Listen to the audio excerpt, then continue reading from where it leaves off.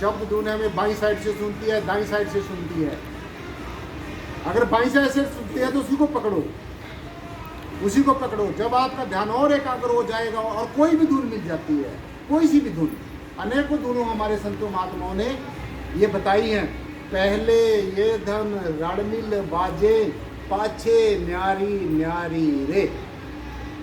पहले धुन रणमिल बाजे, पाछे न्यारी न्यारी रे। पहले क्या होता है, जब आप इस धुन को सुनना शुरू करोगे तो ऐसी इतनी धुनें बजती हुई आपको सुनेंगी। जैसे जब हम सत्संग में बैठते हैं, कहीं ढोलक बज रही है, कहीं मंजीरे बज रहे हैं, कहीं कोई चिमटा बजा रहा है, कहीं कोई ताली बजा रहा है, कहीं हारमोनियम बजा रहा है, तो क्या बन जाता है, एक तारतम्य बन जाता है, एक क्या कहते हैं, एक ऐसा रंग आना शुरू हो जाता है, एक ऐसा रस आना शुरू हो जाता है। तो शुरू में ये ऐसा आपको सुनेगा जैसे बहुत धुनें जो हैं, बहुत आवाज़ें जो हैं, एक बहुत रौला जो है, हल्ला पड़ रहा है। आप ध्यान में बैठे रहो, बैठे रहो, बैठे रहो, सुनते रहो, सुनते रहो। चाहे हमें बाईं साइड से सुनती है, चाहे दाईं साइड से सुनती है, इस चीज़ के ऊपर ध्यान ना लो।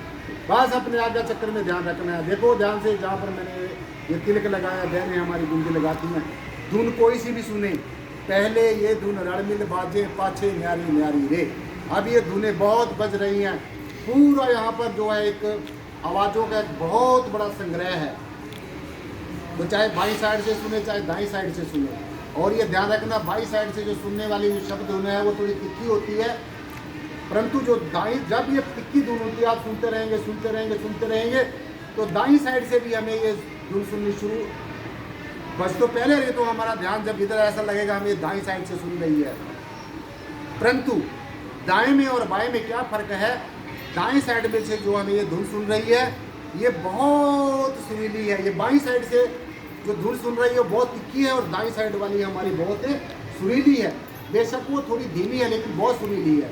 परंतु अब आपने दाएं की भी चक्कर में नहीं बढ़ना है, ना बाएं के चक्कर में बढ़ना है, ना दाएं के। जैसे मैंने बताया ये पिंड में और ब्रह्मांड में सब जगह हो रही है। और जब ये जो शुरू में हमें बहुत तरह की धुनें सुननी शुरू हो जाती हैं, जैसे कई बार हमें ऐसी धुन सुनती है जैसे बरसात के मौसम में झिंगुर की आवाज़ आती है, झिंगुर झिंगुर बोलता है, ऐसी भी ध्वनि होती है।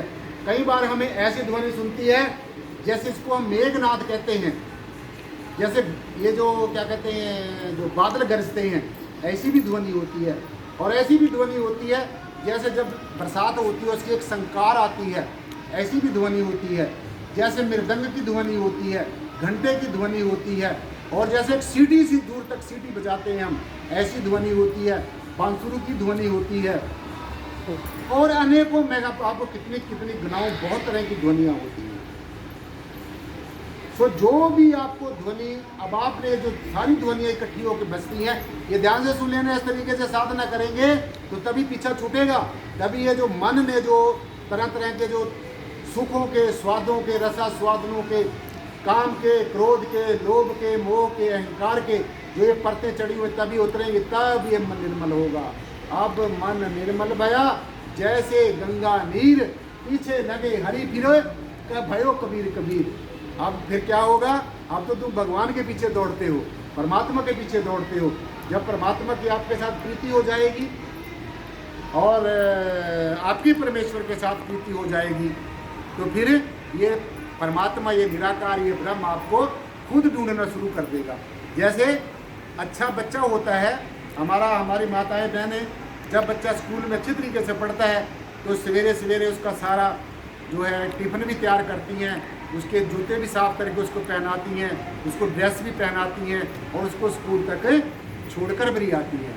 और जो कोई मेरे जैसा कोई नखट्टू आदमी होता है तो उसको 4 सवेरे थपेड़े भी लगते हैं, और माता ये भी कहती है बेटे तो चाहे रो चाहे हंस, चाहे जो मर्जी कर, स्कूल में जाना है, जल्दी तैयार हो जा, नहीं लगेगा तो चैप्टे लगेंगे।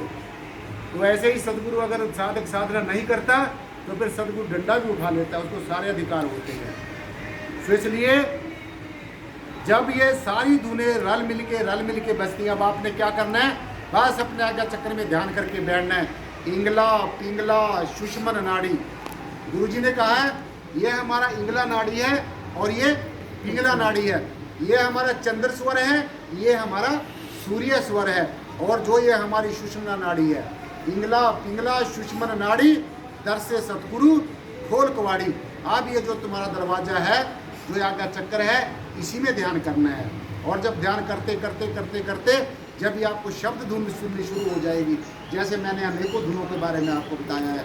अब ये नहीं सुनना, ये नहीं सोचना, कई लोग कहते हैं जी मुझे तो ये आवाज़ सुनती है, कोई कहता है मुझे ये आवाज़ सुनती है, कोई कहता है मुझे झिंगुर की आवाज़ सुनती है, कोई कहता है मुझे ऐसी आवाज़ सुनती है जी। जैसे जैसे जैसे जैसे जैसे आप लोग मंदिर में जाते हैं, मंदिर में जैसे नवरात्रों में अपना जो दुर्गे माता के आप मंदिरों में जाते हैं, कहीं भी मंदिरों में जाते हैं, मैंने भी कई बार जाकर ऐसा देखा है।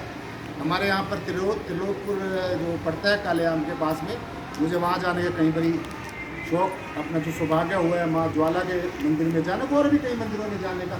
तो वहाँ पर क्या होता है, छोटी छोटी छोटी छोटी घंटियों की ना एक जाल सी बांधी हुई होती है ऐसे, और हम जब जाते हैं तो उसको ऐसे खींचते हैं तो फिर एक एकदम झंझनी की आवाज़ सारी घंटियों में मिलकर बजती हैं, एक आवाज़ आती है। ये भी एक शब्द धुन है, ये भी एक शब्द धुन है। और जैसे हम बड़ा घंटा बजाते हैं मंदिर में जाके, वो भी एक शब्द धुन है। और जैसे हम ज्योति जगाते हैं, ये भी ज्योति हमारे अंतर में जगी हुई है। तो इसी ज्योति तक पहुंचना भी मैं आपको बताऊंगा कि वो ज्योति आपको कैसे दर्शन होगा। तो जब ये शब्द धुन सुनते सुनते सुनते सुनते सुनते रहो, सुनते रहो, सुनते रहो शब्द धुन को, इस दिव्य अनाज शब्द को सुनते रहो। और अब ये ध्यान रखना है कि कौन सी धुन की तरफ आपका ध्यान जाता है। जिस भी धुन की तरफ आपका ध्यान जाता है, ध्यान से सुन लेना है। इसके अलावा और परमेश्वर तक पहुंचने का कोई मार्ग नहीं है। चाहे तुम कितने बड़े बड़े मंत्र, कितनी वाणियाँ पढ़ते रहो, ठीक है, वो अच्छी बातें हैं, गुरुओं की लिखी हुई वाणी को पढ़ना चाहिए, परंतु वो भी करना है जो उस वाणी में लिखा हुआ है। ये वाणी हमें परमेश्वर की तरफ जाने का संदेश देती है। ऐसा नहीं इसको पढ़ते रहो दिन रात, नई नई तर्जों में गाते रहो, बजाते रहो। इससे ऊपर भी उठना है। ये शुरुआत हो सकती है, ये भक्ति का श्रृंगार हो सकता है, लेकिन ये परिपूर्ण भक्ति नहीं है। पढ़ पढ़ गड्ढे लगिए, पढ़िए जेते पाठ, यही लिखा है, देखो उन्हीं शास्त्रों ग्रंथों में लिखा हुआ है। सो अब शब्द धुन का ध्यान करना है, शब्द धुन का ध्यान करना है। अब शब्द धुन को निरंतर बैठकर सुनना है। और जब शब्द धुन को निरंतर बैठकर आप सुनोगे तो फिर साथ संगत जी, अब जैसे मैंने आपको दाएं बाएं के चक्कर का दो, एकाग्रता में आप आ जाएंगे, विनम्रता आपके अंदर आ जाएगी, सदगुरु के प्रति आपकी श्रद्धा हो जाएगी, सदगुरु के ऊपर आपका अटूट विश्वास हो जाएगा। और ये जो अकाट्य जो सिद्धांत है, सूर्य और शब्द का जो योग है, जो सभी योगों का सरताज है, जब इसकी आप साधना करोगे तो तब आपको जाकर ये शब्द धुन सुननी जो है स्टार्ट हो जाएगी। अब इसको सुनना है, धुन माही ध्यान, ध्यान माही जाना। अब इस धुन के अंदर ही ध्यान करना है, धुन के अंदर ही ध्यान करना है, धुन के अंदर ही ध्यान करते चले जाना है। और जब आप धुन में ध्यान करते जाओगे, अब इस शरीर से निकलेंगे, आप इस शरीर से निकलेंगे। अब इन चक्रों से, जैसे मैंने आपको जो सारे चक्र बताए हैं, जैसे मूलाधार चक्र बताया है, इंद्रिय चक्र बताया, स्वादिष्ठान चक्र बताया, नाभि चक्र बताया, हृदय चक्र बताया, कंठ चक्र बताया, आज्ञा चक्र बताया, सहस्त्रकाल कम जो बताया है। अब हमारी चेतना नीचे से लेकर ऊपर तक इन चक्रों से ऊपर चढ़नी शुरू हो जाएगी जब आप आज्ञा चक्र में ध्यान करोगे। और सुनो ध्यान से, जब आप इस आज्ञा चक्र में ध्यान करोगे, बोर मत हो जाना, क्योंकि आज आपको एक नई चीज़ सुनने को मिल रही है। और जब तक आप ऐसा नहीं करोगे, चाहे आप जैसे मर्जी वेशभूषाएँ पहनते रहो, जितने मर्जी भी आप पूजा पाठ करते रहो, जिस भी आप गुरु के पीछे भागते रहो, जितने भी आप धूप दीप करते रहो, जितने भी देवी देवताओं की आराधना करते रहो, वो आपकी अपनी इच्छा है। परंतु सबसे जो बढ़िया जो उपासना है, इसको हम स्वरमयी उपासना भी कहते हैं।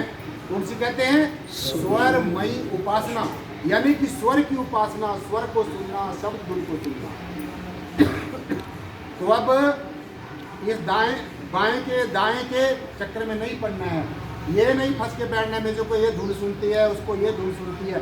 सभी के अनुभव अलग अलग होते हैं, किसी को कोई धुन पसंद है, किसी को कोई धुन पसंद है। जो भी धुन आपको मिल जाती है, बस अपने ध्यान में बैठकर सहजता से, समग्रता से अपने सदगुरु भगवान के हाथ में अपना हाथ देकर बैठना है, अपने सदगुरु भगवान को समर्पित होकर बैठना है और विनीत भाव से, आर्त भाव से प्रार्थना करके बैठना है। सदगुरु अब मेरा हाथ तेरे हाथ में है, अब मैं तुझे समर्पित हूँ, अब मैं तेरी शरण में हूँ, अब तू जहाँ पर मुझे अच्छा चाहे वहाँ पर लेकर चल। तो जब सदगुरु के साथ हम जुड़ जाएंगे, ये शब्द धुन के साथ, धुनात्मक नाम के साथ आपकी रूह जब जुड़ जाएगी और इस स्वरमयी उपासना का आप जब अभ्यास करेंगे तो इस स्वर को सुनना शुरू करेंगे, इस अनहद शब्द को सुनना शुरू करोगे, इस इलाही फरमान है जो अल्लाह का फरमान है, जो गॉड का फरमान है, जो परमात्मा का आदेश है, उसको सुनना शुरू करोगे। फिर आपके अंतर के पट खोल रहे तुझे सिया मिलेंगे। कहा ना, अंतर के पट खोल रहे तुझे सिया मिलेंगे। कोई कहता है पिया मिलेंगे, कुछ भी कहो आप, यानी कि आपको परमेश्वर का दर्शन होगा। और सुनो ले एक बात और ध्यान से, ये जो सदगुरु है, एक ये सदगुरु तुम्हारे सामने खड़ा है, एक इसका जो रिफाइंड रूप जो आपको ज्ञान दिया है, उसका भी जो विशुद्ध रूप है, जो अजप्पा जाप है, उसका भी विशुद्ध रूप है, जो अब ये शब्द धुन आपके अंदर जो गुणात्मक नाम प्रकट हो गया है। अब वर्णात्मक नाम को छोड़ देना है।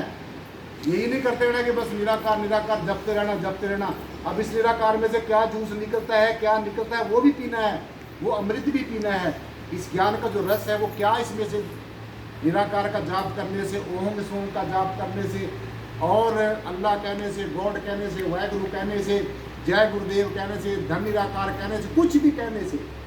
और इस चक्कर में नहीं फंसना है कि ये आदमी जय गुरुदेव कहता है, ये धन निराकार कहता है, ये राम राम कहता है, ये श्याम श्याम कहता है, ये अल्लाह अल्लाह कहता है, ये गॉड गॉड कहता है, वाहेगुरु वाहेगुरु कहता है। ये अलग अलग है, ये अलग अलग कुछ नहीं है।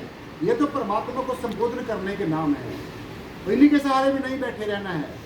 ये वर्णात्मक नाम है जो हमारे बोलने में आते हैं। सो गुणात्मक नाम से जुड़ना है, गुणात्मक नाम से जुड़ना है, गुणात्मक नाम से जुड़ना है। और इस दिव्य शब्द धुन से जुड़कर अब इसी को ध्यान में बैठकर सुनना है। धुन माही ध्यान, ध्यान माही ध्याना।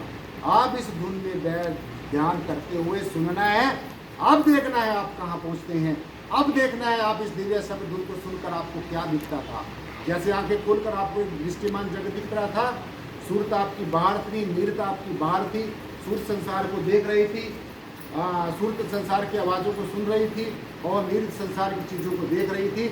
अब आप जब अपने अंतर्मुखी होंगे, जब आप अपने आगे चक्र में ध्यान करेंगे, जब आप इस दिव्य शब्द धुन को सुनोगे, जब इस अलौकिक फरमान को सुनेंगे, जब आप परमात्मा की शान में और परमात्मा की इस जान को आप पहचानोगे, तो फिर आप आत्मिक मंडलों की सैर करते हुए, आत्मिक मंडलों की सैर करते हुए, आत्मिक मंडलों की सैर करते हुए बेगमपुरा पहुंचोगे, सत्य लोक में पहुंचोगे, सच्चखंड में पहुंचोगे, आत्मा के लोक में पहुंचोगे। आपको आपके अपने ही स्वरूप का दिव्य दर्शन होगा। तो आप मेरी बात को अच्छे तरीके से आप समझ रहे हो। आज का जो लेसन है, आज का जो संदेश है, इसको इसी तरीके से करना है। अगर आप इस निराकारी जागृति